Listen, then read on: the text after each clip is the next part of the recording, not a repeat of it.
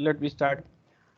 तो स्टार्ट करें। अभी लास्ट के 3 लेक्चर में हम लोगों ने पढ़ा था single phase half wave control rectifier with resistive load.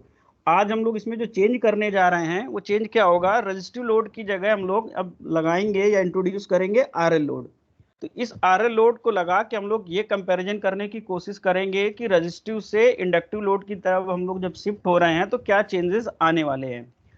Last topic में जो कैलकुलेशन थी एज इट इसमें भी वो वैलिड रहेंगी, सर्किट भी वैलिड रहेगा, बस लोड रेजिस्टिव की जगह हमारा आरएल हो जाएगा। तो फर्स्ट अगर हम लोग यहाँ पे इसको स्टार्ट कर रहे हैं सर्किट डायग्राम से, तो हमेशा इसी तरीके से स्टार्ट कर रहे हैं कि पहले हम लोग ड्रॉ करते हैं सर्किट डायग्राम। ये स्टैंडर्ड पैटर्न हम लोग बना चुके हैं। तो सर्किट डायग्राम बात कर रहे हैं हम लोग single phase half wave control rectifier की। तो हाफ वेव में एक कंट्रोलेबल स्विच रहेगा। हम लोग अपने सर्किट में यूज कर रहे हैं थायरिस्टर। लोड हमारा आरएल है, तो एक रेजिस्टिव एलिमेंट और एक इंडक्टिव एलिमेंट हमने कनेक्ट कर दिया। सप्लाई हमारी क्या है, सिंगल फेस, तो ये हमने एक सिंगल फेस सप्लाई कनेक्ट कर दी। तो ये हमारा बन गया है single phase half wave control rectifier circuit with RL load. अब बात कर रहे हैं हम लोग रेफरेंस की, कि रेफरेंस क्या रहेंगे हमारे। तो ध्यान में रखना हमारा लोड क्या है, लोड रेजिस्टिव प्लस इंडक्टिव दोनों है। किसी एक इंडिविजुअल एलिमेंट के क्रॉस हमें वोल्टेज मेजर नहीं कर रहे हैं, हम मेजर कर रहे हैं voltage across the load. That means दोनों element resistive as well as inductive दोनों के क्रॉस। आप लोग ये मान के चल रहे थे अपर हम मानते हैं पॉजिटिव, लोअर हम लोग मानते हैं नेगेटिव। ये हमारा रेफरेंस है। तो ये हो गया हमारा वी आउटपुट। इसके थ्रू हमारी जो करंट फ्लो करेगी ये हो जाएगी हमारी आउटपुट करंट। सप्लाई साइड की बात कर रहे हैं, यहाँ से जो करंट होगी वो होगी सप्लाई करंट, और ये है हमारा सोर्स वोल्टेज Vs। ये हमारा रेफरेंस है। इसके बेसिस पे हमें आउटपुट वोल्टेज की वेव फॉर्म, आउटपुट करंट की वेव फॉर्म, सप्लाई करंट की वेव फॉर्म और voltage across any devices, any controllable device, that means हम लोग यहाँ पे थायरिस्टर यूज कर रहे हैं तो उसके क्रॉस का वोल्टेज हमें ड्रॉ करना है। फिर से रिपीट कर रहे हैं, आपको एग्जाम में केवल या तो वोल्टेज करंट, बस यहीं तक ही क्वेश्चन आता है, लेकिन थोड़ी सी अच्छे डिस्कशन के लिए, हाई लेवल डिस्कशन के लिए हम लोग सप्लाई करंट और वोल्टेज अक्रॉस थायरिस्टर को भी डिस्कस कर रहे हैं। तो नेक्स्ट पार्ट अब आता है हमारा इसके सर्किट की एनालिसिस। तो सबसे पहले हम लोग ड्रॉ क्या कर लेते हैं, अपना सप्लाई करंट।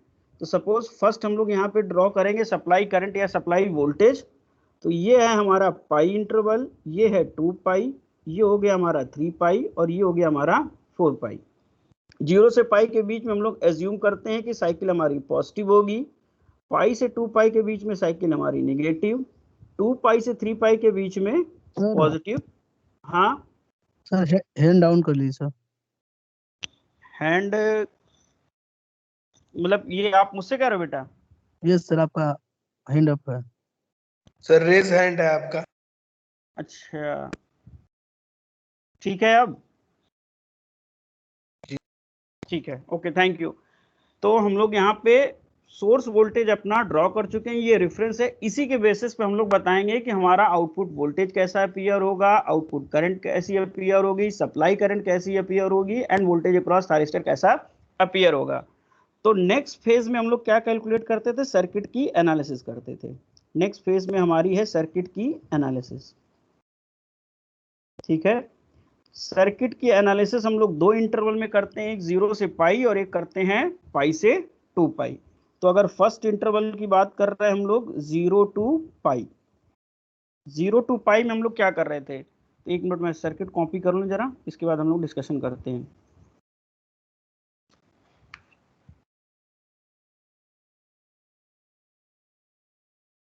ठीक है, फाइन। 0 से पाई के बीच में हम लोग जो एज्यूम कर रहे थे कि अपर को हम लोग मान रहे थे पॉजिटिव, लोअर को हम लोग मान रहे थे नेगेटिव। इस बेसिस पे ये पॉजिटिव साइन थायरिस्टर के एनोड पे अपीयर होगा 0 से पाई इंटरवल के लिए, और ये नेगेटिव साइन हमारा कैथोड पे अपीयर होगा। तो इस बेसिस पे हम लोग कह रहे थे कि थायरिस्टर हमारा क्या था, फॉरवर्ड ब्लॉकिंग मोड में है। थायरिस्टर हमारा क्या था, फॉरवर्ड ब्लॉकिंग मोड में। तो फॉरवर्ड ब्लॉकिंग मोड में हम लोग कह रहे हैं कि थायरिस्टर हमारा हम ऑन भी कर सकते हैं और थायरिस्टर हम ऑफ भी कर सकते हैं, दोनों पॉसिबिलिटी है। ये डिपेंड करेगा आउटपुट पे, या हम क्या चाह रहे हैं कि कब वो ऑन रहे या कब ऑफ रहे, दोनों पे डिपेंड करेगा।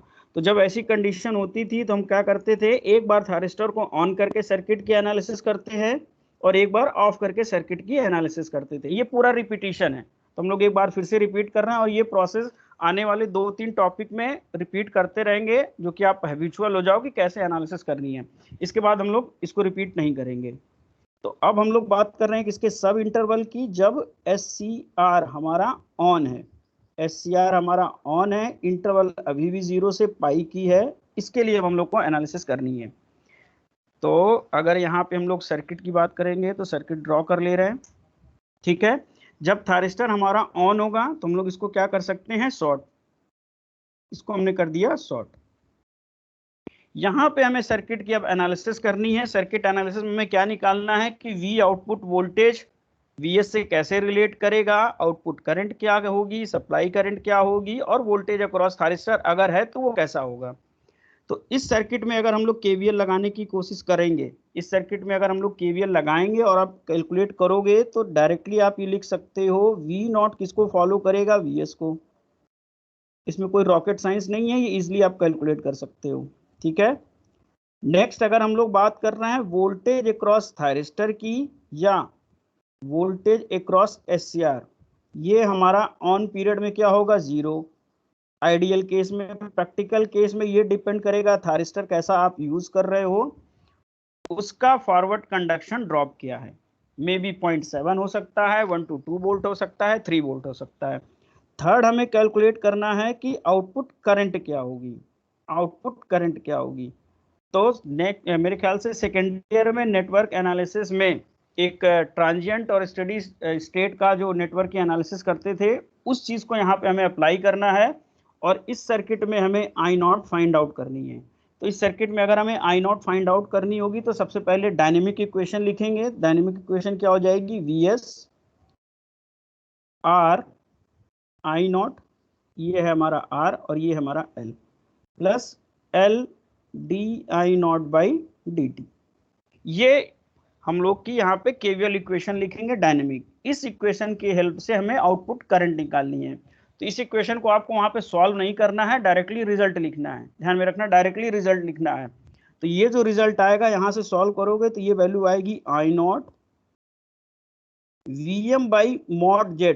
मॉड पे हम ज्यादा इंफेसाइज कर रहे हैं, अभी बता रहे हैं क्यों। Sine omega t minus five plus के e t divided by tau. अब यहाँ पे फाई क्या है, टाउ क्या है, मॉड जेड क्या है। इन जनरल आपको पता है RL लोड के लिए जेड आप कैसे लिखते हो, impedance JR plus J omega L। अगर इसको हम लोग पोलर फॉर्म में लिखते थे तो पोलर फॉर्म में M with some angle phi या थीटा जैसे भी आप डिनोट करते थे, इस फॉर्म में रिप्रेजेंटेशन होता था। तो यहाँ पे मॉड जेड का मतलब क्या है, हम लोग बात कर रहे हैं मैग्नीट्यूड, और मैग्नीट्यूड जो है इस इम्पीडेंस का कैसे निकालते थे, R² प्लस ओमेगा L²।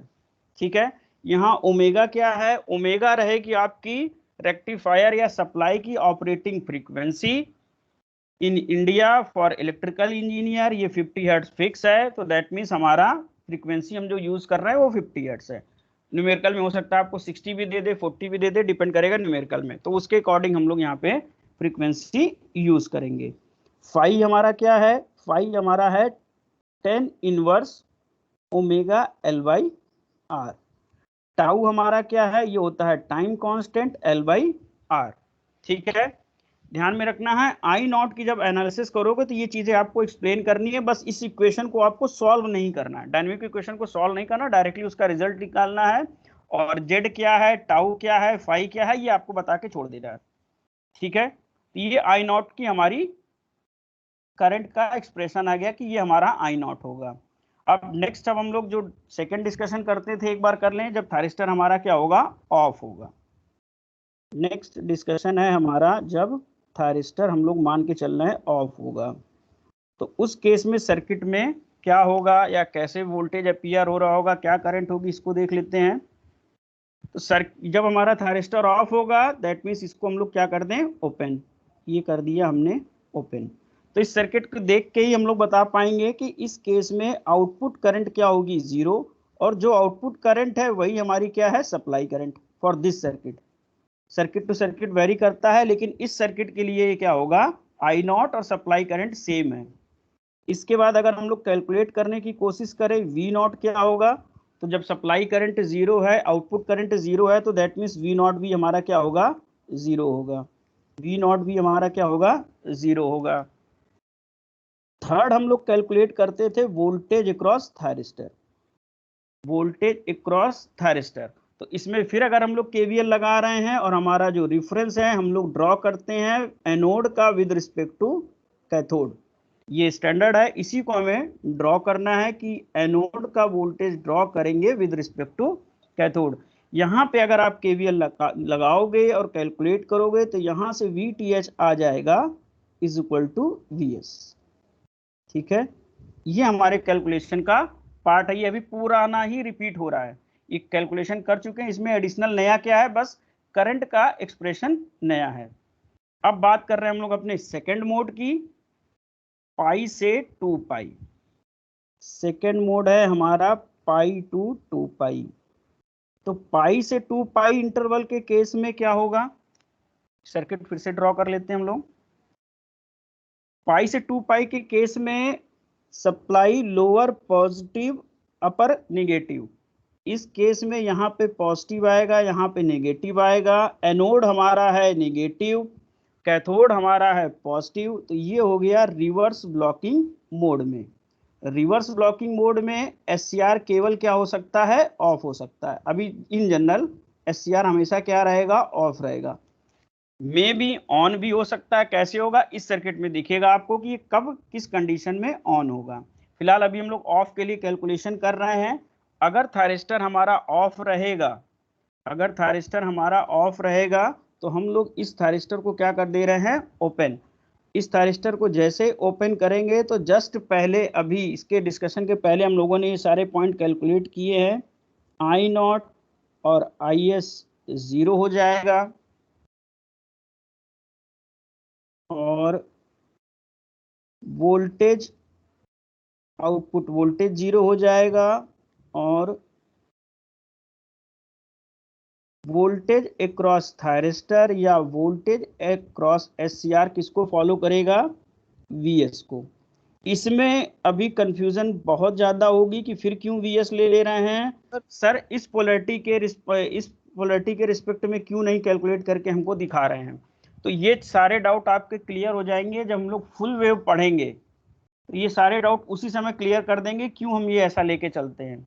तो अभी के लिए फिलहाल इतना मान के चलो, जब भी हम हाफ वेव में वोल्टेज अक्रॉस थायरिस्टर ड्रॉ कर रहे हैं, बस हमें सप्लाई करंट को फॉलो कराना है जो हमारी रेफरेंस है।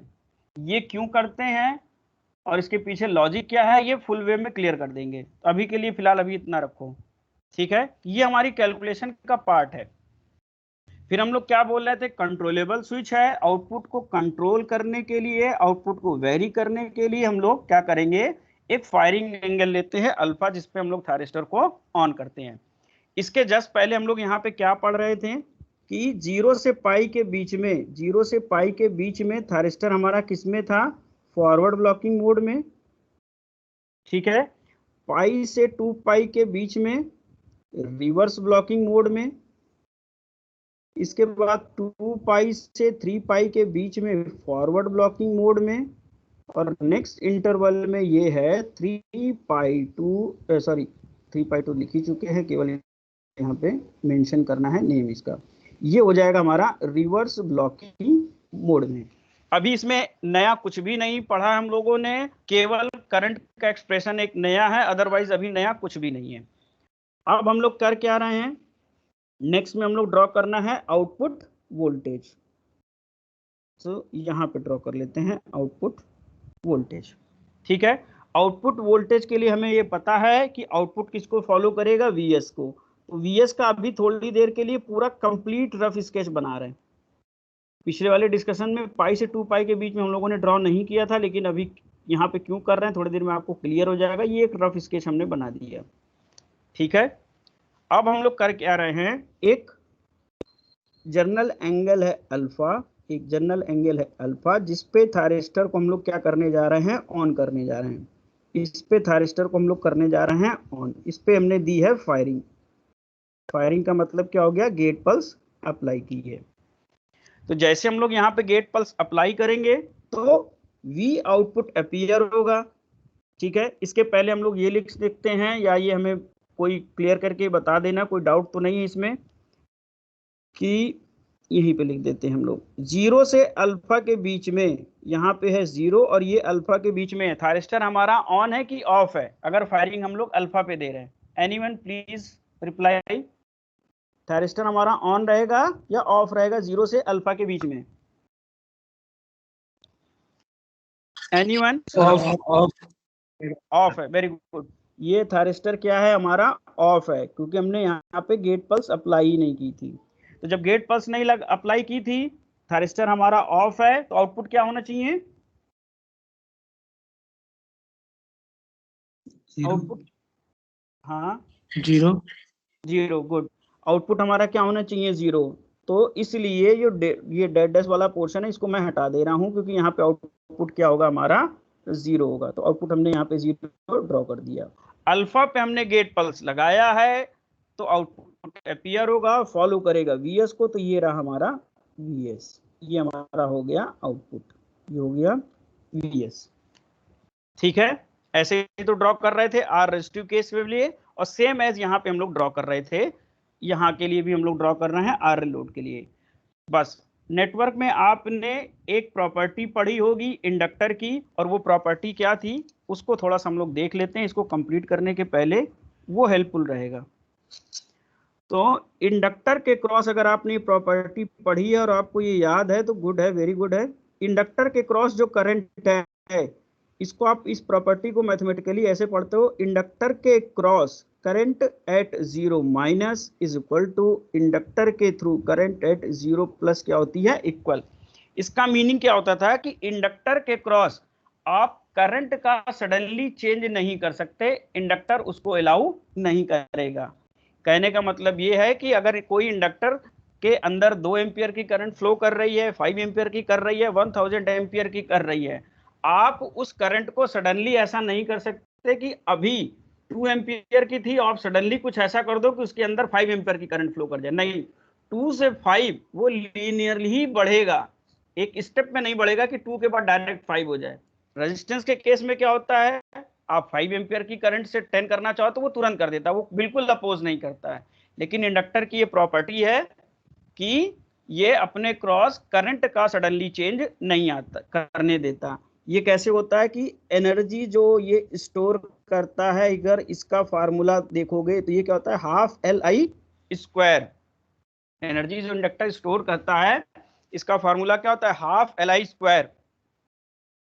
और अगर मुझे सही से याद है, आप 12th में फिजिक्स में एक टर्म्स पढ़ते थे, कॉन्सेप्ट पढ़े थे, मोमेंट ऑफ इनर्शिया। ठीक है, तो मोमेंट ऑफ इनर्शिया में क्या होता है, जैसे हम लोग भी किसी डायरेक्शन में चल रहे हैं, किसी भी एक डायरेक्शन में चल रहे हैं, अगर हमें सडनली अपोजिट डायरेक्शन में आना है तो ये पॉसिबल नहीं है। हमें डायरेक्शन जब भी चेंज करनी होगी तो एक बार पहले जिस डायरेक्शन में हम लोग चल रहे हैं, डायरेक्शन चेंज करने के पहले स्पीड को 0 करना पड़ेगा, या हम लोग धीरे धीरे ही डायरेक्शन चेंज कर पाएंगे। आप सडनली डायरेक्शन कभी चेंज नहीं कर सकते, ये है। तो इस तरीके से ये भी क्या काम कर रहा है, हाफ Li², ये एक तरीके से काम कर रहा है इलेक्ट्रिकल मोमेंट ऑफ इनर्शिया। ये काम करता है इलेक्ट्रिकल मोमेंट ऑफ इनर्शिया। ठीक है, तो इलेक्ट्रिकल मोमेंट ऑफ इनर्शिया में अगर इस टर्म को आप ध्यान से देख रहे हो I², दैट मीन्स ये सजेस्ट क्या कर रहा है, आप करंट की वैल्यू या डायरेक्शन सडनली चेंज नहीं कर सकते, जो भी चेंज होगा वो धीरे धीरे चेंज होगा, लीनियर चेंज होगा। ठीक है, आप इसको अलाउ नहीं कर सकते। इसके पीछे दूसरा भी लॉजिक है, कैसे वो ईएमएफ इंड्यूस कर लेता है अपने क्रॉस, वो सब अलग की बात है। लेकिन अभी ये बस ध्यान में रखना है कि Li² जो एनर्जी स्टोर कर रहा है वो इसको अलाउ नहीं करती है कि इसके क्रॉस करंट का सडनली चेंज हो जाए। अब हम लोग आ रहे हैं अपने टॉपिक पे, जो हमें ये मेन ड्रॉ करना है, आउटपुट करंट, जो इसमें इंपॉर्टेंट है समझना। हम लोग यहाँ पे ड्रॉ कर रहे हैं I0, यहाँ पे मैं 2 I0 ड्रॉ करने वाला हूँ कंपैरिजन के पर्पज से। पहला आई नॉट जो हम लोग ड्रॉ कर रहे हैं ये केवल है रेजिस्टिव लोड के लिए, और दूसरा हम लोग ड्रॉ करेंगे आरएल लोड के लिए, जो कि आप फर्क देख सको, आप फर्क को समझ सको कि क्या फर्क है। रेजिस्टिव वाला हम लोग कर चुके हैं, इसको इसलिए ज्यादा हाईलाइटेड नहीं करेंगे, थोड़ा लाइट ड्रॉ करेंगे। ये इस तरीके से हमने ड्रॉ किया था फॉर रेजिस्टिव लोड के लिए करंट का वेव फॉर्म। इस तरीके से हम लोगों ने रेजिस्टिव के लिए ड्रॉ किया था। यहाँ पे देखो अब चेंज क्या आएगा। अगर इस पॉइंट को ऑब्जर्व कर रहे होगे, अल्फा पे हमने फायरिंग दी है, अल्फा पे हमने फायरिंग दी है, वोल्टेज सडनली कुछ वैल्यू अटेंड कर रहा है। अब यहाँ पे ये वैल्यू कुछ भी हो सकती है, 10 वोल्ट, 20 वोल्ट, 100 वोल्ट, 200 वोल्ट, कुछ भी हो सकती है, लेकिन वैल्यू अटेंड कर रहा है। उसी के रिस्पेक्ट में करंट भी कुछ वैल्यू अटेंड कर रहा है। ये 10 एम्पियर भी हो सकती है, 100 एम्पियर भी हो सकती है। जैसे हमने फायरिंग पल्स लगाई, थायरिस्टर ऑन हुआ, रेजिस्टेंस के क्रॉस या करंट हमारी जो भी वोल्टेज रहेगा और रेजिस्टेंस से डिवाइड करके जो भी वैल्यू है, कुछ एक वैल्यू अटेंड कर रहा है, मे बी 100 एम्पियर हो, 200 एम्पियर हो, 5 एम्पियर हो, कुछ वैल्यू अटेंड कर रहा है। लेकिन जब हम लोग सर्किट में आरएल लोड लगा रहे हैं, तो ये जो इंडक्टर है अपने क्रॉस कोई भी सडन चेंज अलाउ नहीं करेगा। तो अब बस इतना इस पे ध्यान देना, सारे लोग इस पे ध्यान दो। अगर अल्फा की हम लोग बात कर रहे हैं, अल्फा के जस्ट पहले इंडक्टर के थ्रू कोई करंट फ्लो कर रही थी क्या? सारे लोग ध्यान दो, बताओ, रिप्लाई करने की कोशिश करो। अल्फा के पहले कोई करंट थी क्या? नहीं थी। तो दैट मींस अल्फा के बाद भी कोई करंट सडनली नहीं इंक्रीज करने वाली। ठीक है, वही लॉजिक लग रहा है कि जस्ट बिफोर जस्ट आफ्टर क्या होगा, इक्वल होगा। तो यहाँ पे केस क्या हो रहा है, रेजिस्टेंस के लिए करंट सडनली शूट अप कर रही थी, कोई वैल्यू अटेंड कर रही थी, लेकिन जब आरएल लोड होगा तो करंट हमेशा जीरो से स्टार्ट करेगी। करंट हमेशा क्या करेगी, जीरो से स्टार्ट करेगी, धीरे धीरे इंक्रीज करेगी। इंडक्टर धीरे धीरे हमारा क्या हो रहा होगा, चार्ज हो रहा होगा। इंडक्टर धीरे धीरे चार्ज हो रहा होगा, और कब तक चार्ज होगा, ये पॉइंट है, कब तक चार्ज होगा। तो ये चार्ज कब तक होगा, जब तक आउटपुट वोल्टेज पॉजिटिव है। इंडक्टर के क्रॉस वोल्टेज कैसा है, पॉजिटिव वोल्टेज है, तब तक इंडक्टर चार्ज होगा। वेरिएशन इसका क्या होगा, जो एक्सप्रेशन हमने यहाँ पे लिखा है, ये जो एक्सप्रेशन है हमारा आई नॉट वाला, इसके अकॉर्डिंग ये वोल्ट करंट की वैल्यू क्या होगी, चेंज होगी। तो हालांकि वेव फॉर्म बनाने में इतना हम लोग शेप पे ज्यादा कंसंट्रेट नहीं करते हैं, बस एक लॉजिक के तहत हम लोग ड्रॉ कर देते हैं कि कुछ ऐसा वेरिएशन आएगा। अगर आपको एग्जैक्ट ड्रॉ करना है तो आपके पास सारी वैल्यूज होनी चाहिए, या तो आप सिमुलेशन कर लो मैटलैब पे या अदर सिमुलेटिंग सॉफ्टवेयर पे, या आप 1 बाई 1 वैल्यू डाल के वेव फॉर्म प्लॉट करो। तो यहाँ पे हम लोग बस जनरली एक इस पे ज्यादा इंटरेस्टेड हैं कि एक वेव फॉर्म इसी तरीके से जा रही है, एग्जैक्ट वेव फॉर्म पे हम लोग एनालिसिस नहीं कर रहे हैं। तो करंट हमारी धीरे धीरे इंक्रीज कर रही, कब तक करेगी, पाई तक। ध्यान रखना, करंट कब तक इंक्रीज करेगी, पाई तक। मैं नीचे इसके जस्ट नीचे एक वेव फॉर्म बना रहा हूं, अभी थोड़ी देर बाद इरेज कर दूंगा। किसी बुक में देखो ये वेव फॉर्म ऐसे बनी रहेगी, किसी में वो डायरेक्ट ऐसे लाइन खींच देंगे, किसी में कुछ ऐसे बना देंगे। तो सारी वेव फॉर्म सही है, क्योंकि हमारे पास एग्जैक्ट डेटा नहीं है जिसके बेसिस पे हम वेव फॉर्म बना पाए। तो आप कुछ इसी तरह की वेव फॉर्म बना देना, सारी सही है। तो हम लोग मान के चल रहे हैं कि हमने ये वेव फॉर्म बना दी।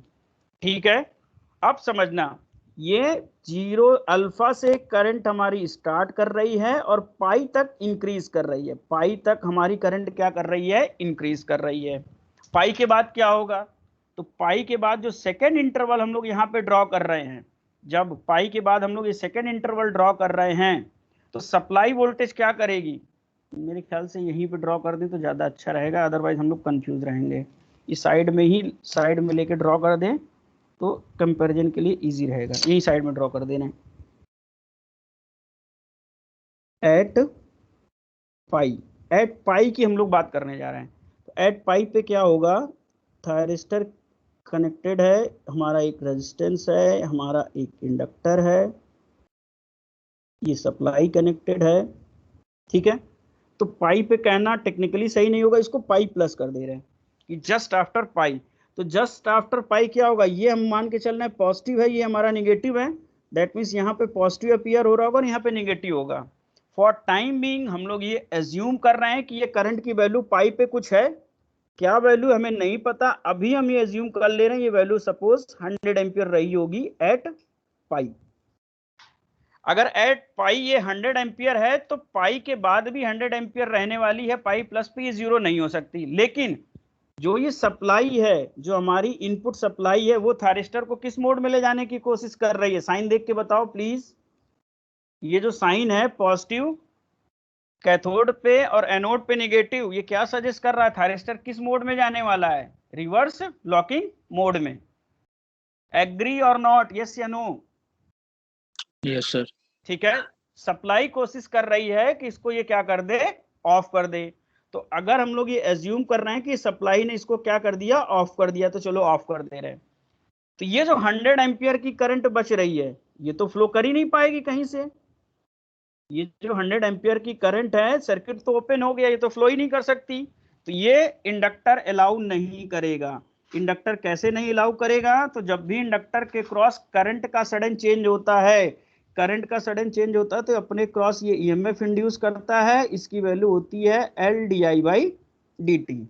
ये ईएमएफ इंड्यूस करेगा L D I by D T, और जो ईएमएफ इंड्यूस होगा उसकी डायरेक्शन क्या होगी? ऐसी डायरेक्शन होगी कि जिस डायरेक्शन में इंडक्टर के थ्रू करंट फ्लो कर रही है वो उसको सपोर्ट कर सके। तो यहाँ पे देखो होगा क्या, सप्लाई ने तो यहाँ पे पॉजिटिव नेगेटिव कर दिया और थायरिस्टर को ऑफ करने की कोशिश कर रहा है, लेकिन इंडक्टर अपने क्रॉस ये जो ईएमएफ इंड्यूस करेगा, जो ईएमएफ इंड्यूस करेगा वो कुछ ऐसा होगा कि इससे बना रहे हैं, यहाँ पे पॉजिटिव और यहाँ पे निगेटिव ईएमएफ आएगा। दैट मीन्स जो बैटरी, अगर हम लोग इसको एक बैटरी के फॉर्म में रिप्रेजेंट करने की कोशिश करें, यही साइड में कर दे रहे हैं इंडक्टर के पास में, ये ईएमएफ इंड्यूस करेगा, और वो ईएमएफ का साइन कैसे होगा? लोअर पॉजिटिव और अपर नेगेटिव। और इस ई की वैल्यू कितनी होती है? L D I by D T. तो इस पॉजिटिव नेगेटिव की वजह से ध्यान में देना, ये पॉजिटिव साइन यहाँ अपीयर होगा और ये नेगेटिव साइन यहाँ पे अपीयर होगा। For moment, for transient condition होगा क्या, ये ईएमएफ जो इंड्यूस होगा ये सरपास कर जाएगा सप्लाई वोल्टेज को, ये पास कर देगा या उससे ज्यादा होगा। ठीक है, ये उससे ज्यादा होगा। तो ये बताओ, अगर अपर वाले की वैल्यू, अपर में जो ईएमएफ इंड्यूस हो रहा है ई, ये वीएस से अगर ज्यादा हुआ, ये अगर वीएस से ज्यादा हुआ, तो हम किस पोलैरिटी को कंसीडर करेंगे? अपर वन या लोअर वन? थायरिस्टर के क्रॉस दोनों वोल्टेज साइमल्टेनियसली लग रहे हैं। स्मॉल ई का जो वोल्टेज है वो इन कंपैरिजन टू वीएस ज्यादा है। अगर ये चीज नहीं समझ पा रहे तो ऐसे समझो, ये थायरिस्टर है, पॉजिटिव नेगेटिव यहाँ पे लगा 100 वोल्ट, सॉरी एक मिनट, कंफ्यूज हो जाओगे। यहाँ पे है ये पॉजिटिव, ये नेगेटिव, ये है 100 वोल्ट, और ये है सप्लाई के थ्रू। दूसरा वोल्टेज बैटरी का, ये इंडक्टर जो ईएमएफ इंड्यूस कर रहा है, ये वोल्टेज हो गया 150। तो अगर इस टाइप की सिचुएशन आपको दे दी जाए, तो आप पूछा जाए थायरिस्टर आप बताओ फॉरवर्ड ब्लॉकिंग मोड में होगा या रिवर्स ब्लॉकिंग मोड में, तो होगा, आप क्या कहोगे? ई और वीएस को देख के बताओ दोनों की वोल्टेज की वैल्यू।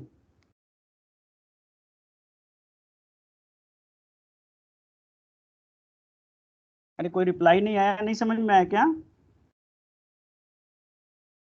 सर इसको एक बार फिर से बताइएगा। इसको मैं बता रहा हूँ। अच्छा, कहाँ से रिपीट करना ये बता दो तो फिर से बताऊँ मैं। जो आपने बताया ना ई की वैल्यू ज्यादा हो जाएगी वीएस से, इसको थोड़ा। अच्छा, इसको ऐसे समझो, ये अच्छा ये डाइजेस्ट नहीं हो पा रहा हो, ई की वैल्यू ज्यादा कैसे होगी?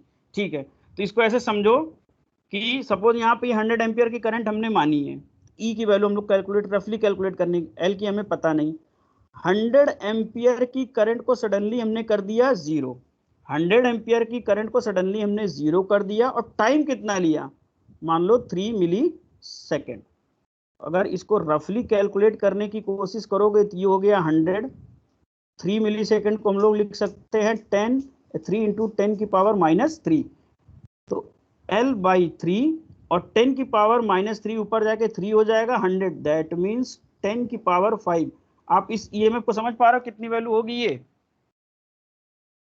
या ऐसे समझ लो, अगर इसको कैलकुलेट करें 3 से एडजस्ट कर दें तो ये केवीओबी में चला जाएगा, तो यानी हो गया एल में भी कैलकुलेशन मेरी रॉन्ग हो सकती है, तो ये करीबन कुछ इतना हो जाएगा, इतना केवी का वोल्टेज ये इंड्यूस करेगा।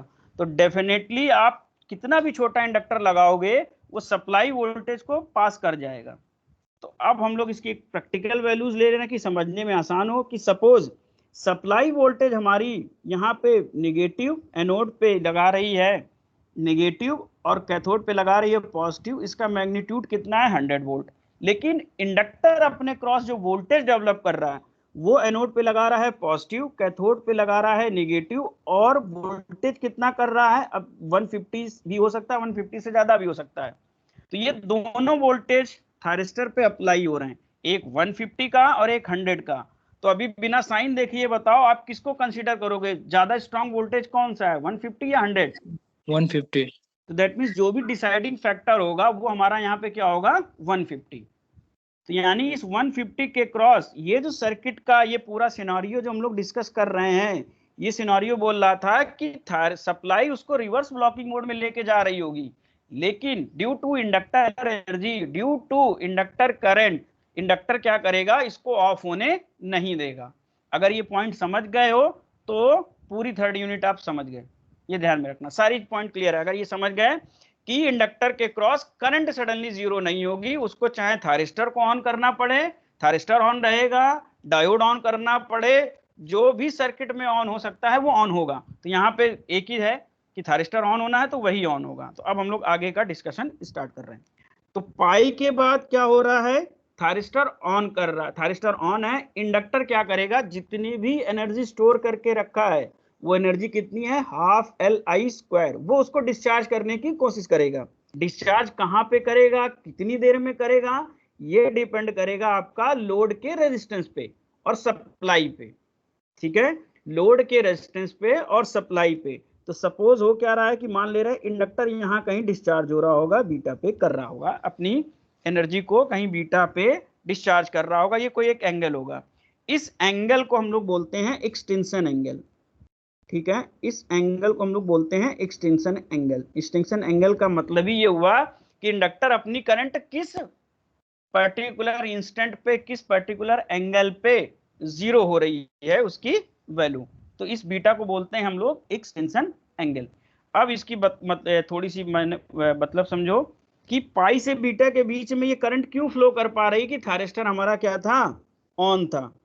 ये करंट क्यों फ्लो कर पा रही है, थायरिस्टर हमारा ऑन है। अब बस ये बता दो, जब थायरिस्टर किसी सर्किट में ऑन रहता है तो सर्किट यही तो हम लोग बनाते हैं, यही तो सर्किट है हमारा। इस केस में V0 किसको फॉलो कर रहा होता है, Vs को, जब थायरिस्टर हमारा ऑन है। तो यही केस यहाँ पे भी अप्लाई हो रहा है कि थायरिस्टर हमारा यहाँ पे पाई से बीटा तक के पीरियड में क्या है, ऑन है।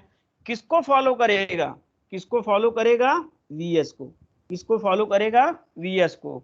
दैट मीन्स हो क्या रहा था, रेजिस्टिव के केस में जब हमारा लोड रेजिस्टिव था तो यहाँ पे वोल्टेज हम लोग जीरो ड्रॉ कर दे रहे थे कि पाइस के बाद वोल्टेज हमारा सडनली क्या हो जाएगा, जीरो हो जाएगा। लेकिन जब RL लोड रहेगा, इंडक्टर थायरिस्टर को बीटा तक ऑफ होने नहीं देगा।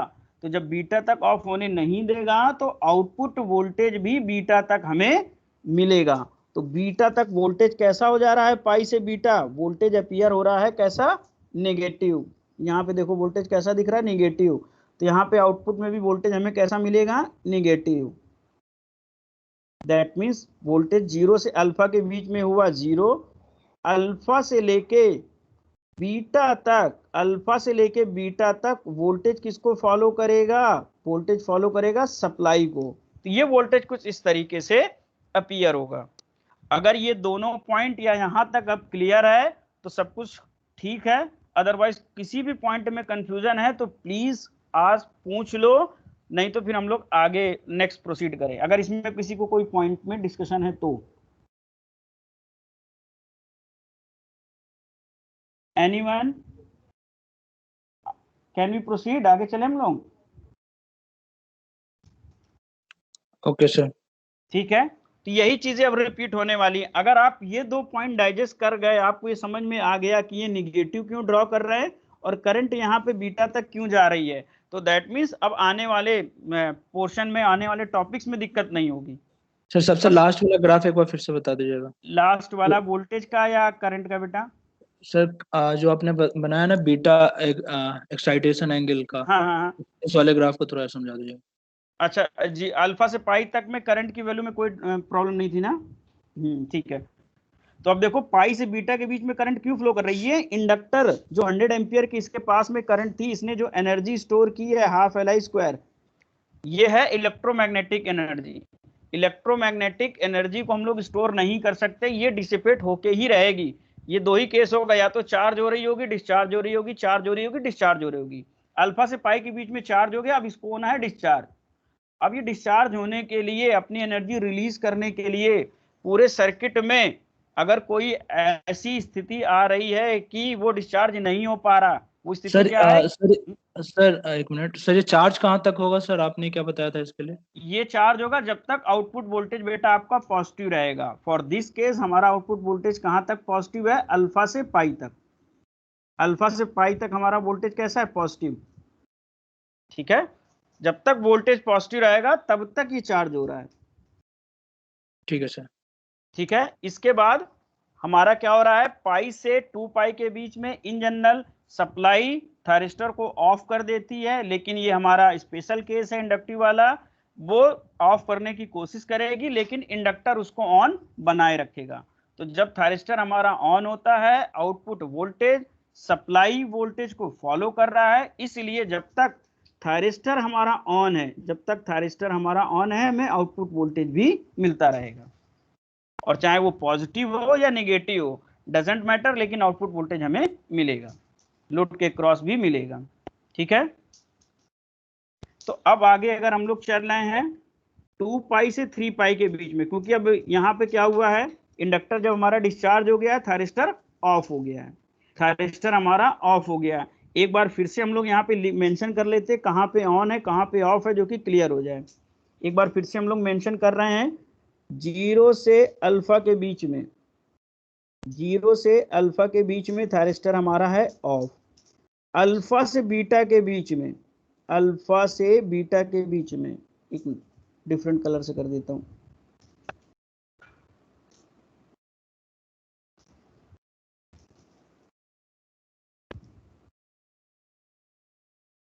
ये है अल्फा और ये है बीटा। अल्फा से बीटा के बीच में थायरिस्टर हमारा क्या रहा है, ऑन। इसके बाद बीटा से अगर हम लोग बात कर रहे हैं, बीटा से थायरिस्टर हमारा हो गया है ऑफ। कब तक ऑफ रहने वाला है, 2 पाई तक तो डेफिनेटली ऑफ रहने वाला है। 2 पाई से 3 पाई के बीच में थायरिस्टर फिर हमारा फॉरवर्ड ब्लॉकिंग मोड में जा रहा है, लेकिन फॉर कंट्रोल एप्लीकेशन हम लोग इसमें अल्फा एंगल का डिले दे रहे हैं, फायरिंग में अल्फा एंगल का डिले दे रहे हैं। दैट मीन्स ये हो गया 2 पाई प्लस अल्फा पे हम लोग थायरिस्टर को ऑन कर रहे हैं। तो जब थायरिस्टर हमारा 2 पाई प्लस अल्फा पे ऑन होगा तो आउटपुट वोल्टेज Vs को फॉलो करेगा up to 3 pi. Up to 3 pi ये किसको फॉलो करेगा, Vs को, ये हमने बना दिया। लेकिन फिर वही पॉइंट रिपीट हो रहा, करंट सडनली इंक्रीज नहीं करेगी, करंट हमारी सडनली इंक्रीज नहीं करेगी। दैट मीन्स करंट हमारी फिर 0 से स्टार्ट होगी और 3 पाई तक चार्ज होगा इंडक्टर। 2 पाई प्लस अल्फा से करंट की वैल्यू 0 से स्टार्ट होगी और अप टू 3 पाई हमारा क्या होगा, चार्ज होगा। क्यों, क्योंकि आउटपुट वोल्टेज हमारा क्या है, पॉजिटिव। आउटपुट वोल्टेज हमारा क्या है, पॉजिटिव। आउटपुट वोल्टेज हमारा क्या है, पॉजिटिव। ठीक है, आउटपुट वोल्टेज हमारा पॉजिटिव। 3 पाई के बाद आफ्टर 3 पाई वही डिस्कशन रिपीट हो रहा कि इंडक्टर थायरिस्टर को ऑन रखेगा, सप्लाई उसको ऑफ करने की कोशिश करेगी, और होगा क्या, इंडक्टर ने जो एनर्जी स्टोर किया है हाफ एल आई स्क्वायर, वो डिस्चार्ज कर रहा होगा। सपोज यहाँ कहीं थीटा पे डिस्चार्ज कर रहा होगा, यहाँ पे थीटा की इन जनरल वैल्यू थीटा ही मान के चलना है। वैल्यू निकालने के लिए फिर आपको निकालना पड़ेगा कि कितने इंटरवल के लिए डिस्चार्ज कर रहा है, कितने इंटरवल ले रहा है। दैट मीन्स अगर इस इंटरवल की बात करेंगे तो इसको हम लोग लिखते हैं बीटा माइनस पाई, और इसकी अगर हम लोग यहाँ पे बात करेंगे कि ये कितना होगा, तो ये हो जाएगा 3 पाई में यही इंटरवल हम लोग ऐड कर दें, बीटा माइनस पाई, तो ये इसकी वैल्यू हो जाएगी इन जनरल। तो इतना कॉम्प्लिकेटेड क्यों करें, हम लोग अभी थीटा से ही काम चला ले रहे हैं। अब बात कर रहे हैं 3 पाई से थीटा तक। 3 पाई से थीटा तक में थायरिस्टर हमारा ऑन है। थायरिस्टर अगर हमारा ऑन रहा तो फॉलो करेगा किसको, सप्लाई वोल्टेज को। तो ये सप्लाई वोल्टेज फिर हमें यहाँ तक मिलेगी, और इसके बाद थायरिस्टर हमारा क्या हो जाएगा, ऑफ हो जाएगा। तो हम लोग फिर अपने बैक डिस्कशन पे आ रहे हैं। थायरिस्टर हमारा बीटा से लेके 2 पाई प्लस अल्फा तक रहा क्या, of. Next 2 pi plus alpha से लेके फॉर थीटा, थीटा ही बोलना है, तो यहां तक थायरिस्टर हमारा रहा ऑन, और बाकी के इंटरवल में ये रहा हमारा क्या, ऑफ। तो ये हमारा हो जाएगा आउटपुट वोल्टेज। ठीक है, ये हो जाएगा हमारा आउटपुट वोल्टेज, ये पूरा हमारा आउटपुट वोल्टेज। यहाँ पे 0, फिर ये वोल्टेज मिलेगा, फिर ये मिलेगा, और ये फिर 0। तो ये हमारे आउटपुट की वेवफॉर्म कुछ इस तरीके से अपीयर होगी जब आप इसका, अब तो ऑनलाइन क्लासेस हो गई, अदरवाइज आप इसका जब प्रैक्टिकल करते और डीएसओ पे या सीआरओ पे जब इसकी वेवफॉर्म ऑब्जर्व करते तो आउटपुट वोल्टेज ऐसा ही अपीयर होता। और ये है हमारी आउटपुट करंट, दैट मीन्स 0 से अल्फा के बीच में करंट रहेगी 0, अल्फा से 0 से स्टार्ट करेगी और पाई तक इंक्रीज करेगी, पाई तक इंक्रीज करेगी। पाई के बाद करंट की वैल्यू धीरे धीरे कम होगी, बीटा पे कहीं जाके 0 होगी। बीटा का इन जनरल नाम जो है वो एक्सटेंशन एंगल, उसका मतलब ये है कि करंट इस पर्टिकुलर एंगल पे या टाइम पे करंट 0 हो रही है। बीटा से 2 पाई प्लस अल्फा के बीच में करंट हमारी 0 अपीयर होगी। 2 पाई प्लस अल्फा से करंट धीरे धीरे इंक्रीज होगी और 3 पाई तक इंक्रीज होगी, और after 3 pi to theta current फिर हमारी डिक्रीज होगी, और थीटा टू 4 पाई करंट हमारी 0 होगी। तो ये आएगी हमारी आउटपुट वोल्टेज करंट की वेवफॉर्म। नेक्स्ट अगर हम ड्रॉ कर रहे हैं सप्लाई करंट, तो अभी भी सर्किट हमारा सिंगल थायरिस्टर से चल रहा है, तो इसमें बहुत ज्यादा कोई चेंज नहीं होने वाला।